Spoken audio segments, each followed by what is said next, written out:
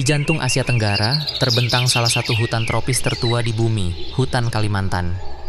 Seperti napas purba yang masih hidup hingga kini, bentangan hijau ini tetap tegak berdiri meski zaman berubah, menjaga keheningan dan misteri yang telah terbentuk selama jutaan tahun. Dengan usia yang diperkirakan mencapai 130 hingga 140 juta tahun, hutan Kalimantan bukan sekadar hutan tropis biasa. Ia adalah buku sejarah alam yang terbuka, tempat di mana kehidupan terus berevolusi, sejak masa ketika dinosaurus masih menjelajah bumi.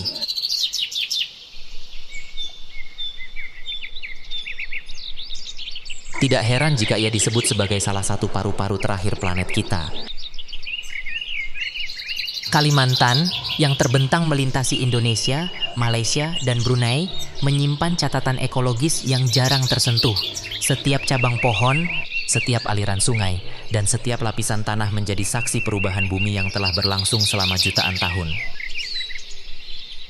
Selain kaya secara geologis, hutan ini adalah rumah bagi kehidupan liar yang luar biasa. Dari mamalia besar yang menjelajah sunyi hingga tumbuhan kecil yang nyaris tak terlihat, semuanya membentuk jalinan ekosistem yang sangat rumit dan saling bergantung.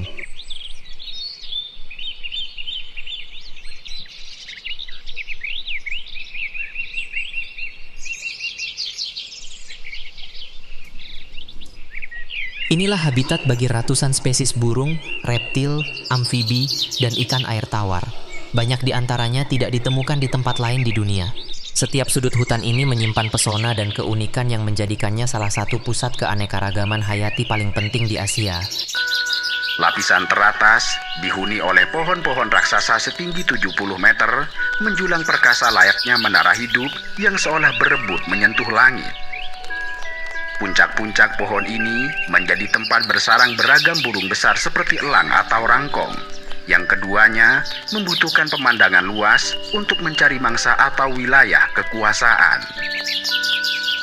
Pada lapisan kedua terdapat apa yang disebut sebagai kanopi, sebuah atap hijau yang tebal dan saling bertautan yang terbentuk dari mahkota pohon-pohon dewasa setinggi 30 hingga 40 meter.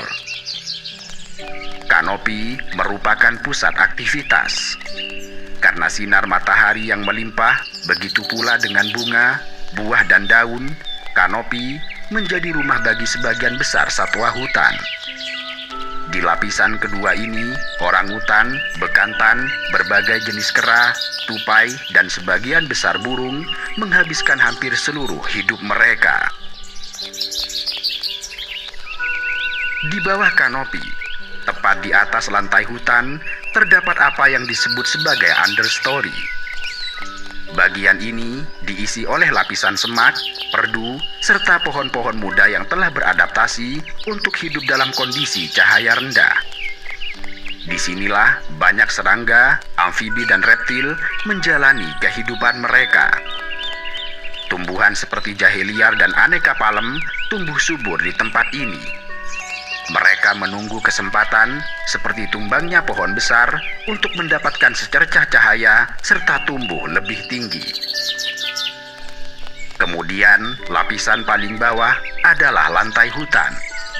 Ini adalah dunia yang paling gelap dan hanya menerima sekitar 1 hingga 2% cahaya matahari yang berhasil menembus kanopi.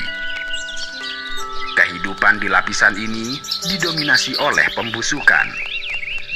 Lapisan tebal serasah daun, ranting, dan pohon tumbang menjadi rumah bagi jutaan jamur, bakteri, serangga, serta invertebrata.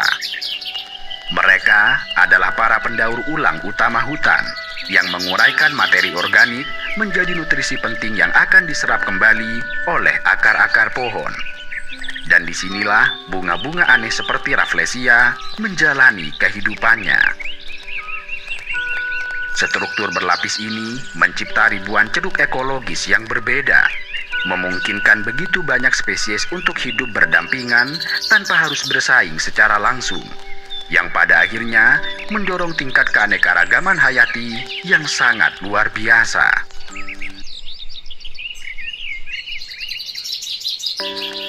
Setiap lapisan vegetasi memiliki perannya masing-masing. Daun-daun lebar menyerap cahaya, akar-akar besar menahan tanah dari erosi, dan batang-batang pohon menjadi jalur lalu lintas bagi satwa arboreal. Bahkan jamur dan organisme pengurai bekerja siang malam, mendaur ulang kehidupan dalam keheningan. Di antara penghuni paling ikoniknya adalah orangutan Kalimantan, primata cerdas yang bergelantungan anggun dari satu pohon ke pohon lainnya. Namun mereka bukan satu-satunya.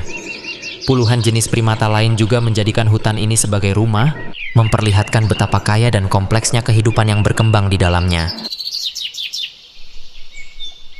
Tidak hanya itu, hutan ini menjadi benteng terakhir bagi berbagai mamalia langka, termasuk spesies yang terancam punah.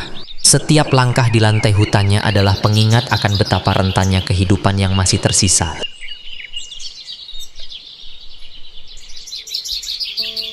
Jari-jari tangan dan kaki mereka yang panjang dan melengkung seperti kait memberikan cengkeraman yang kuat pada cabang-cabang pohon. Berbeda dengan kera besar Afrika yang sering menghabiskan waktunya di tanah, orangutan dewasa, terutama betina, hampir tidak pernah turun ke lantai hutan yang gelap. Kanopi adalah dunia mereka, tempat mereka mencari makan, tidur, kawin, serta membesarkan anak-anak. Orangutan juga tidak seperti kera besar lainnya yang hidup dalam kelompok sosial yang besar. Mereka cenderung menjalani kehidupan semi-soliter. Orangutan jantan dewasa yang dominan, yang dapat dikenali dari bantalan pipi yang lebar dan kantung tenggorokan yang besar, biasanya hidup menyendiri. Mereka menjelajah wilayah yang luas dan menggunakan panggilan jarak jauh yang dalam dan bergema untuk menandai kehadiran mereka serta menarik betina.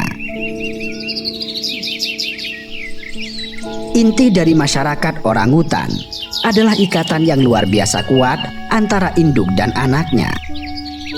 Seekor bayi orangutan akan terus bersama induknya selama 6 hingga 8 tahun. Dan ini adalah periode pengasuhan terlama dari semua primata non-manusia. Selama waktu ini, sang induk akan mengajarkan semua yang perlu diketahui oleh anaknya untuk bertahan hidup.